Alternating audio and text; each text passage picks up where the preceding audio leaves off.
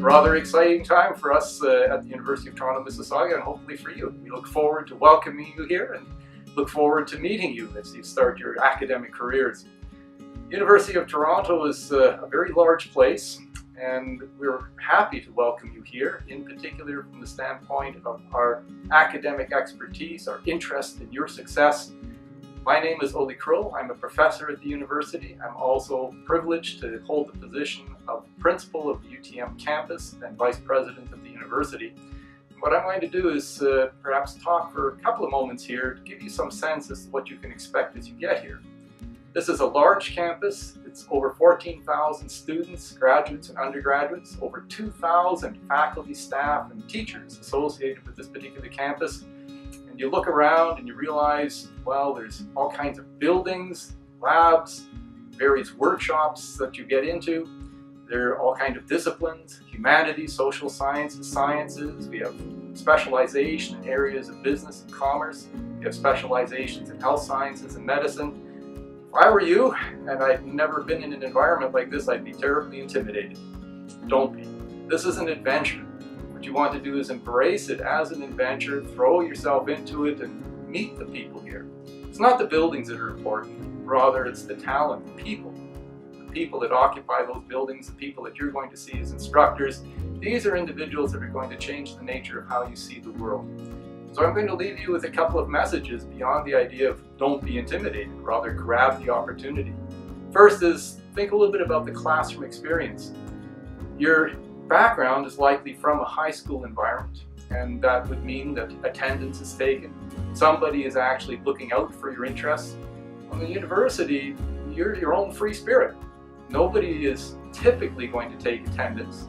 Nobody is going to be looking at you from the standpoint of completing your assignments. You have to do that yourself. You have to take responsibility. You do this because you're doing it for yourself. You're not doing it for anyone other than you. You're doing it to build yourself as a better person, a person that has a better appreciation of how to get things done. Students come here thinking they're going to train for a job. You don't come here to train for a job. You train your mind so that you can, in a sense, do virtually any job that you set your mind to. This is an experience for you to change yourself and your capability to find your full potential as a human being and to become very productive as that human being, as a leader in our society. We give you one final bit of advice from the standpoint of why you're here. This is an exercise in terms of exploration of the world. And so what I'm going to do is, as best you can see on your little screen there, hold up a rock. This doesn't look like most rocks you find on the street. Mind you, it's just a brick-shaped object, but the shininess on the surface of this and the fact that I can take a magnet and it sticks to that rock, that suggests this is rather special. This is a meteorite. This was recovered out of the Algerian desert. And the reason for showing you this is just one example of how your mind can work from the standpoint of understanding the world around you. Most of you wouldn't think of this as anything other than perhaps a science or technology issue. What's it made of?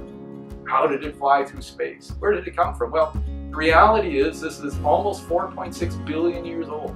Let your mind wrap around that. This is older than what's on the surface of the Earth.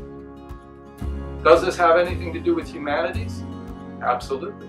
There are stories of thunderstones, stones that fly out of the clouds, presumed to come from lightning in the clouds. They're actually meteorites. Does it have anything to do with social sciences? Absolutely. You can take a look at this type of object and understand that you actually change the nature of the economy historically on the basis of meteorite impacts. One of the richest deposits of ores in Canada is the Sudbury Basin. That basin was created by a meteorite impact, and that is a major issue from the standpoint of localization of ores, minerals, metals. And you can look at it from the scientific perspective. Inside here, there are flakes of nickel and iron. These particular materials, they actually serve in chemistry as reactive surfaces. You can take meteorites and find amino acids, nucleic acids, lipids, the stuff that makes us inside meteorites. It's produced spontaneously in space. This touches, this one rock, on all these different subject areas. That's, in a sense, an example of why you come to the university.